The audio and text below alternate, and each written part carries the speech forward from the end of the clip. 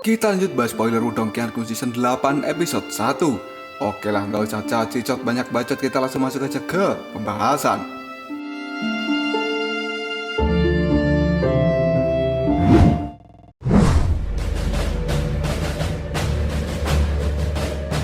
Cerita dimulai dengan penampilan dari aula kuno yang pada saat ini cukup ramai. Terlebih lagi, semenjak kemunculan dari harta karun kuno, maka telah banyak manusia yang sampai di tempat ini. Dan selama berbulan-bulan, kondisi di aula kuno ini, orang-orangnya semakin bertambah. Harta karun kuno telah dibuka dalam waktu yang cukup lama. Dan oleh karena itu, banyak orang yang terus masuk selama periode selanjutnya. Tentu saja ada beberapa orang yang telah memperoleh harta karun. Dan mereka keluar dengan raut wajah yang cukup gembira.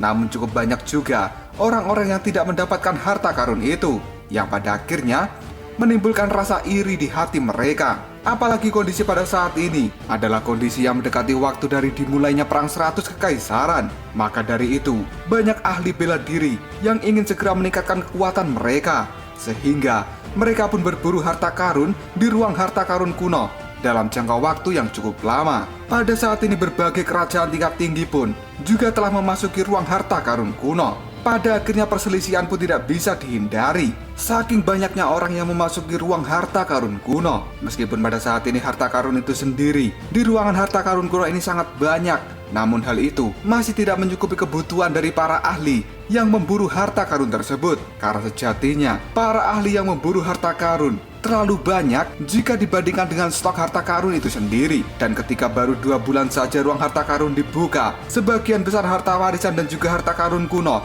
telah didapatkan oleh orang lain. Dan para ahli yang tidak mendapatkannya, mereka hanya bisa kembali dengan tangan kosong. Hal inilah yang menumbuhkan rasa iri di dalam hati orang-orang yang tidak mendapatkan harta karun tersebut. Karena tidak bisa memperolehnya di ruang harta karun kuno, maka mereka akan merebut dari orang-orang yang telah mendapatkan harta itu. Karena di tempat ini, kekuatan adalah sesuatu yang sangat dihormati. Selama seseorang memiliki kekuatan yang cukup, maka tidak akan ada orang yang pernah menyalahkan jika orang tersebut melakukan perampokan pada orang lain.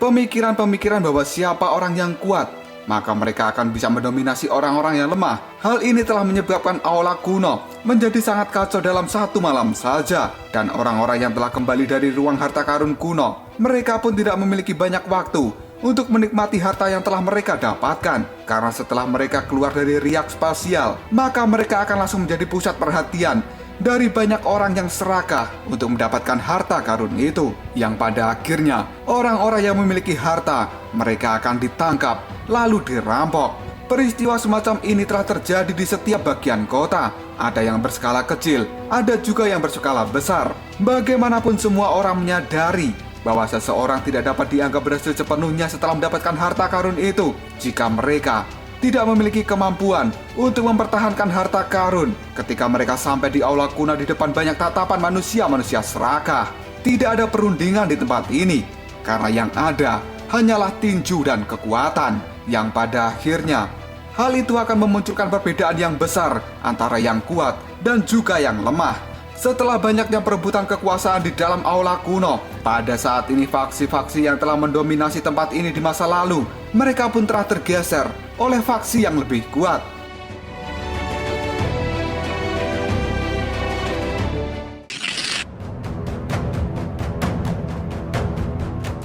Cerita kemudian berpindah ke kota kuno. Di medan perang kuno yang sangat besar ini, seseorang yang berada di kota kuno ini, pasti mereka akan berkumpul di tengah-tengah aula berwarna emas.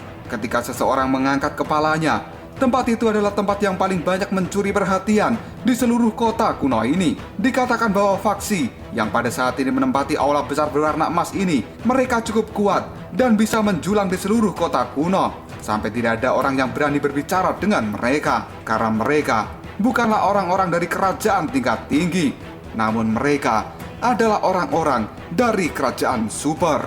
Kata-kata kerajaan super ini sangat tidak lembut untuk didengar.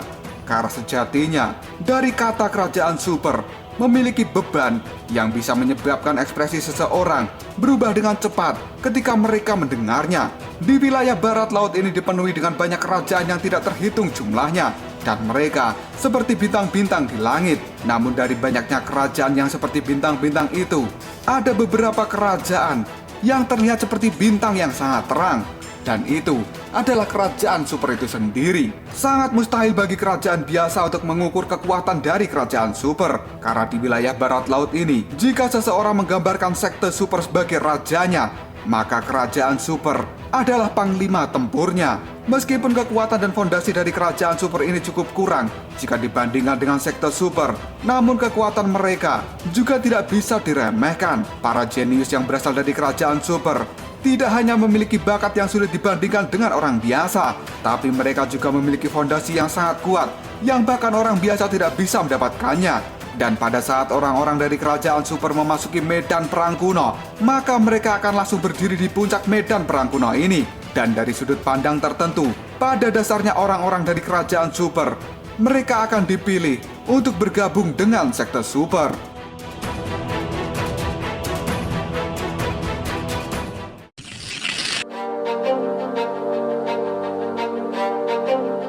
Kerajaan super adalah keberadaan terkuat di medan perang kuno ini. Kemanapun mereka pergi, tidak akan ada kerajaan lain yang berani menyinggung mereka.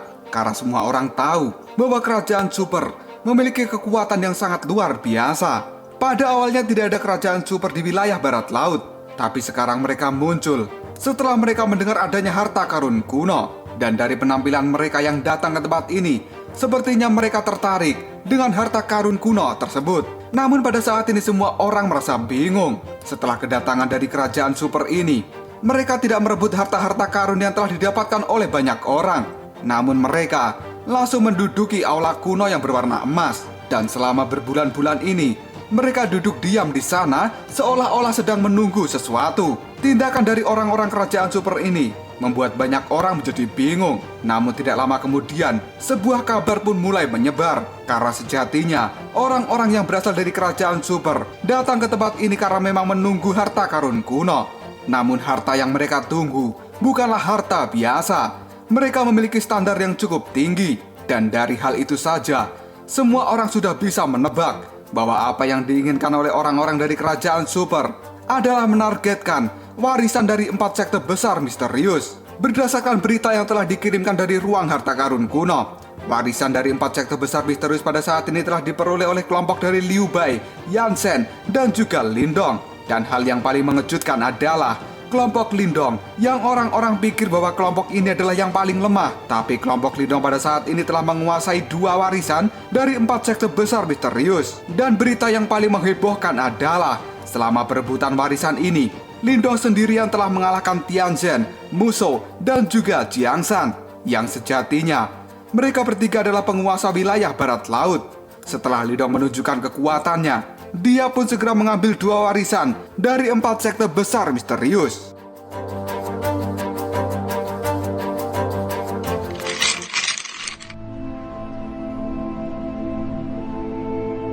Pada saat pertama kali berita tentang Lindong yang telah mengalahkan Tianzhen, Musou, dan juga Jiangshan yang merupakan 3 penguasa barat laut, banyak orang tidak percaya. Namun pada saat mereka semua melihat Tianzhen dan 2 orang lainnya keluar dari ruang harta karun kuno dengan raut wajah yang putus asa, banyak orang kemudian menghirup nafas dalam-dalam. Dan mereka benar-benar tidak dapat membayangkan bahwa seseorang seperti Lindong yang berasal dari kerajaan tingkat rendah benar-benar telah mencapai tingkat yang sangat menakutkan seperti itu. Di mana pada saat ini, Lindong juga tidak segera keluar dari ruang harta karun kuno. Dan itu menandakan bahwa sebenarnya Lindong telah benar-benar mendapatkan warisan dari 4 sekte besar misterius.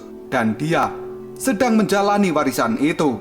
Setelah banyak orang menyadari niat dari kerajaan super datang ke aula kuno adalah untuk mendapatkan warisan dari 4 sekte besar misterius, mereka pada saat ini menjadi penasaran seperti apa penampilan Lindong jika di kemudian hari dirinya muncul dan melihat orang-orang dari kerajaan super ini. Apakah Lindong masih akan mampu melakukan keajaiban-keajaiban untuk menghadapi lawan yang begitu menakutkan? Dan tiba-tiba saja, pada saat ini muncul aktivitas yang tidak biasa di ruang aula kuno ini. Setelah itu, kelompok dari Liu Bei dan juga Yan Shen benar-benar keluar dari ruang harta karun kuno. Pada saat mereka muncul, langsung menarik perhatian dari kerajaan super. Dan setelah itu, beberapa orang dari kerajaan super pun mengungkapkan diri mereka. Namun saat mereka melihat Liu Bei dan juga Yan Zhen, mereka pun kelihatan terkejut dan tidak melakukan pertempuran besar seperti apa yang dipikirkan orang-orang. Tatapan mata dari orang-orang kerajaan super itu pada kelompok Liu Bei, mereka pun tidak bisa biasa saja.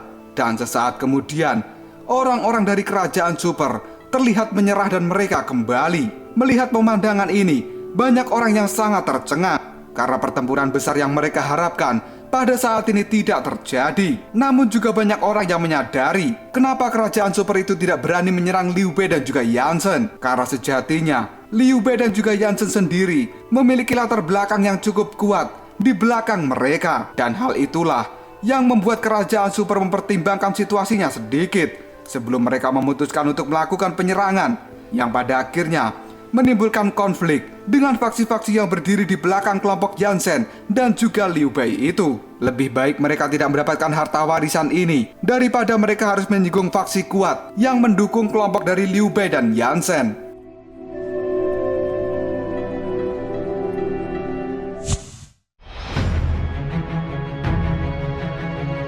Beberapa orang pada saat ini terlihat kecewa karena tidak melihat pertunjukan yang besar. Namun mereka tahu, meskipun pada saat ini kelompok dari kerajaan super dan juga kelompok dari Liu Bei dan Yan Zhen tidak melakukan pertempuran, namun hal ini tidak berhenti sampai di situ. Karena kerajaan super masih memiliki orang yang pada saat ini menjadi incaran mereka. Dan orang itu adalah Lindong. Meskipun Liu Bei dan Yan Zhen memiliki latar belakang yang cukup kuat, tapi Lindong sejatinya berasal dari kerajaan peringkat rendah.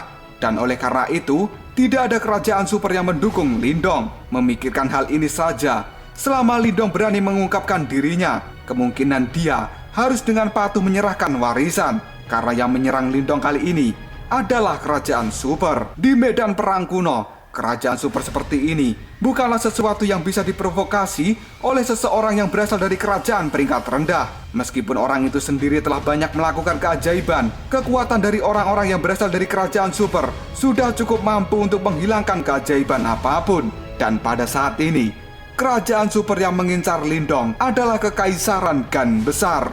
Ini adalah kerajaan super yang telah menduduki aula kuno. Setiap orang yang mendengar nama Gan Besar, hati mereka akan gemetaran dan ketakutan. Bahkan nama itu sendiri cukup menakutkan di seluruh medan perang kuno ini. Kekaisaran Gan Besar memiliki 3 raja dan juga 4 jenderal. Semua orang ini adalah individu terkenal yang berada di peringkat nirwana. Kekuatan mereka sudah mencapai tingkat yang sangat menakutkan. Dan pada saat ini, 2 orang dari 4 jenderal dari Kekaisaran Gan Besar telah menunggu di aula kuno untuk kemunculan Lindong. Dan itu adalah Jenderal Api Su Tianhuo dan juga Jenderal Gunung Mu Huang. 2 individu hebat yang pernah mengguncang medan perang kuno. Mereka adalah jenius dan elit sejati di medan perang kuno ini.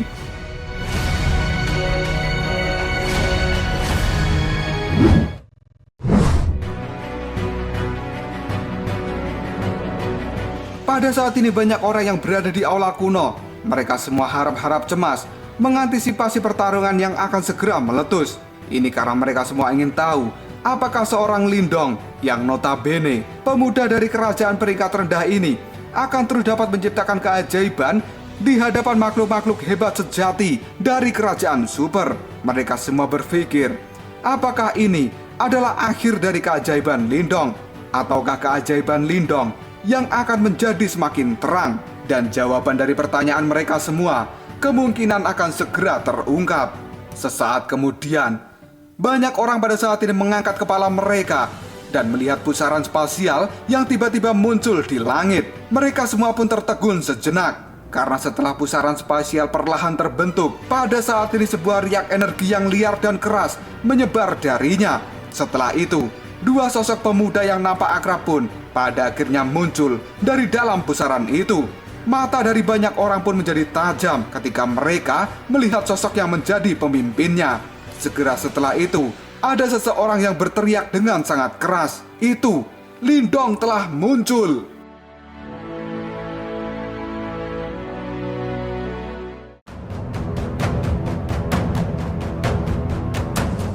Lalu apakah yang akan terjadi selanjutnya? Apakah pada akhirnya kemunculan Lindong ini akan menarik perhatian dari orang-orang kerajaan super? Karena selama ini mereka telah duduk di aula kuno hanya untuk menunggu kedatangan dari orang-orang yang telah mendapatkan warisan dari 4 sekte besar misterius. Jika hal itu benar, maka ini akan menjadi pertarungan yang besar antara Lindong dengan orang-orang dari kerajaan super. Jika kalian penasaran, tunggu aja jawabannya di next video Ngobrol Sob.